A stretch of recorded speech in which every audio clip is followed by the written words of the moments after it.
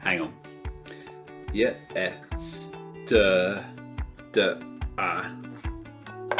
Come on.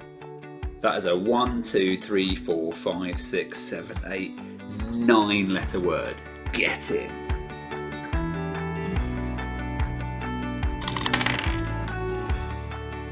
Hello and welcome. You are watching Tabletop Gaming Magazine. I am Chris Lowry and today we are taking a look at Hexagram. In fact, we're taking more than a look, we're doing a little bit of a rules preview as well. So we're going to teach you how to play the game and give you our first impressions having a look inside.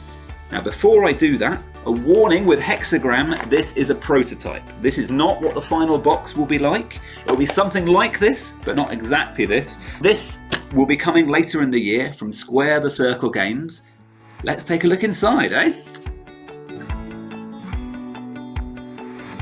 So let's take the sleeve off. So one of the features that it has that I quite like is that the board is actually found here on the back of the box. So you've got your hexagram board there. But let's have a look inside. It is time to go head to head in this classic game of strategy and vocabulary. Vocabulary. I clearly don't have a very good vocabulary there. Discover words on a whole new level. And so there's not a huge amount to be found on the inside of the box. And I quite like that because what it's just got is some just very satisfying components. If I just show you this here. This little divot here is what really makes it. Yeah, they've all got this little divot here which absolutely nails it. And so you can see you've got letters, and then you've got the score on the letter as well. So C is worth 2, N's worth 2, D is worth 3, S is worth 2, Y is worth 4. So the scores, for those of you who are familiar with Scrabble, because we're all familiar with Scrabble, right? The scores are slightly different because this game plays a little bit differently. So I probably need to flip over to how to play. Setup is pretty fast, which is an advantage in lots of games. I'm looking absolutely at you, Agricola, which takes like an hour to set up. So all you do is you take out all your tiles. Okay, you take your rule book out and you flip over the case like this. So I'm just going to put that there. There we go. And then you put the hexagram box there just so we can see that. And then you spread out your tiles. So setup is quick and easy, and obviously easier if you've got more people setting up your tiles with you. So you've got this spread over the table. So it's a bit different from games like Scrabble.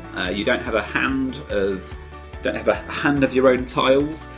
All of the tiles are available from no hidden information at all. You've got the board here. You've got your tiles here, and now we're ready to play.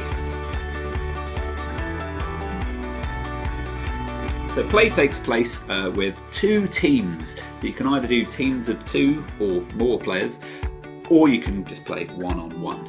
I'm gonna simulate us playing a 2-player game. So I'm gonna have my I don't know. I'm not going to wear a hat or anything, but with this is my right hand will be one player and my left hand will be the other player. So you take it in turns to put down a tile, and you can see here on the board we've got 3 spaces that are already filled out. Okay, so you've got B, T, and M that are already down, and you can use. So your first word that you put down is going to be a 2-letter word, and so we can see that straight away. We've got things like me, we've got B. What else have we got? We've got it. So we've not got very exciting words to start with. I don't know. It depends if you're using a Scrabble dictionary or not. I think whether or not we're allowing as, am we could have as well. So let's go with player 1 is going to put down their first piece. So that is M, E, me. And the way that scoring works is you simply add up the score of the tiles that you've put down. So M and E would mean that this player has scored 4 points. Let's look at player 2's turn, my left hand. So it's now my turn to put something down, and you can see I've already got what's here on the board. Now I could move this tile, except that there is nowhere higher to put it.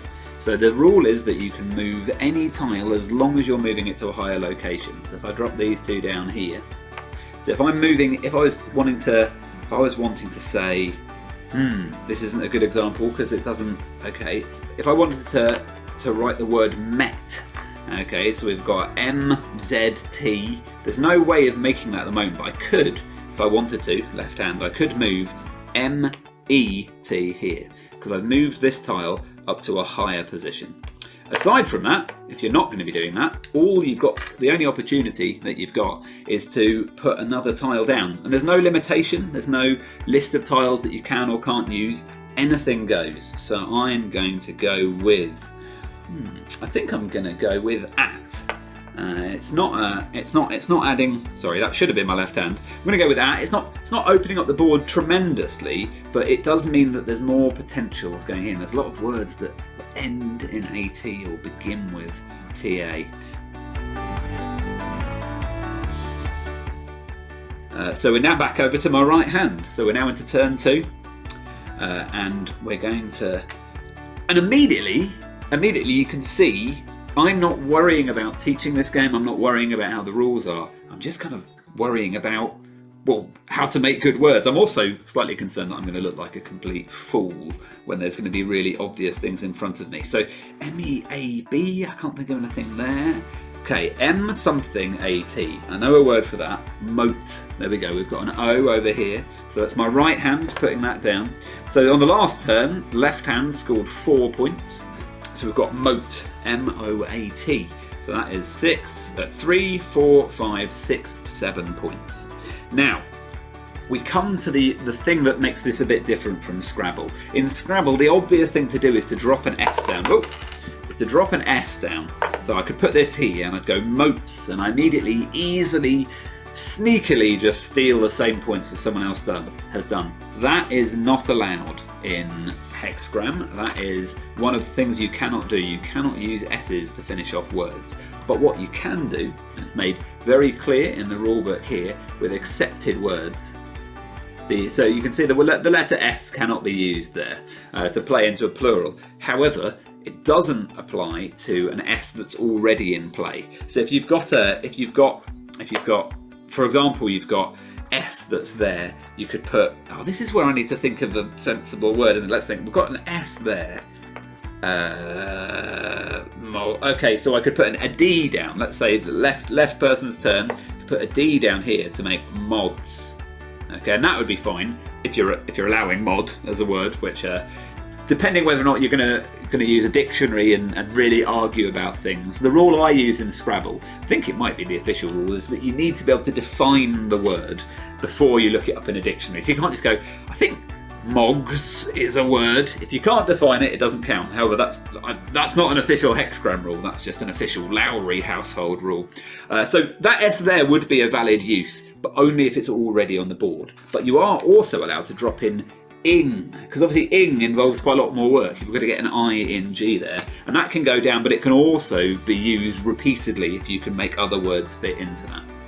So you can see here that how this is different from Scrabble is you're not shoved into. The problem with Scrabble can be that you can end up with the bottom of the board can really, because of the fact you can only go across or down, you can really end up like literally shoved into a corner where you can't quite fit words in. Whereas here, you can zigzag and bounce around in any face or pattern that you wish to do so. The only thing that you can't do is use a letter twice.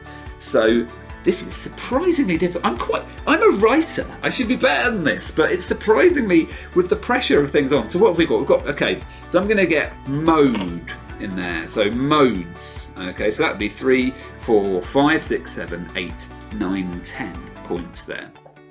So you can see that we've used that S there, but I might think, okay, I'd like to Okay, so here's a word that you could do if we had another D. Okay, you put this D here. Okay, so I could try and think of going for a modded. M-O-D-D-E-D. So M-O-D-D-E-D. But that wouldn't be a legit move because you've reused one of the D's. And I don't think we've got another D. Have we got another D? No. So there's a limitation. There are also less multiples of letters here than you get in Scrabble. I think what we're going to do now is we're going to jump ahead a few turns so you can see a little bit more what advanced play looks like.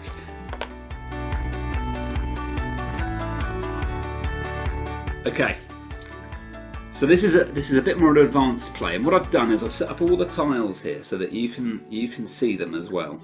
And actually, I'm going to do something that is probably not ideal YouTube, but I feel is ideal Hexagram, and I'm going to encourage you to play around. Okay, so I've just put whatever my last turn was on. Here's all the tiles.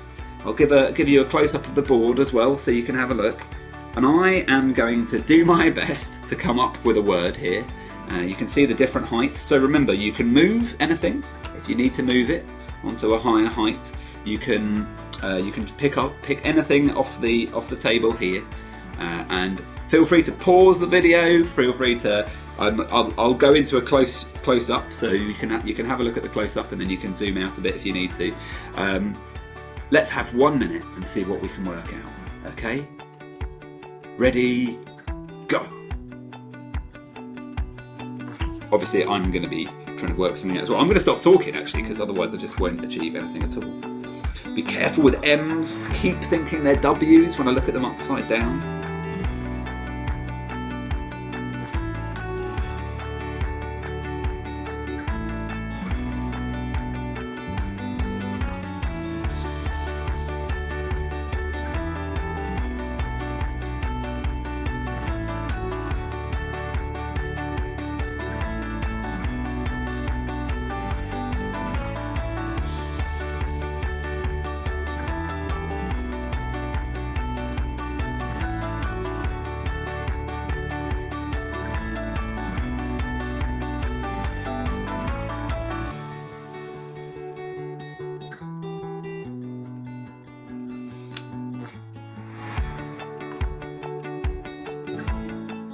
Okay, that was a weird minute of dead air. We're not going to worry about that too much. Have you thought of what you would do?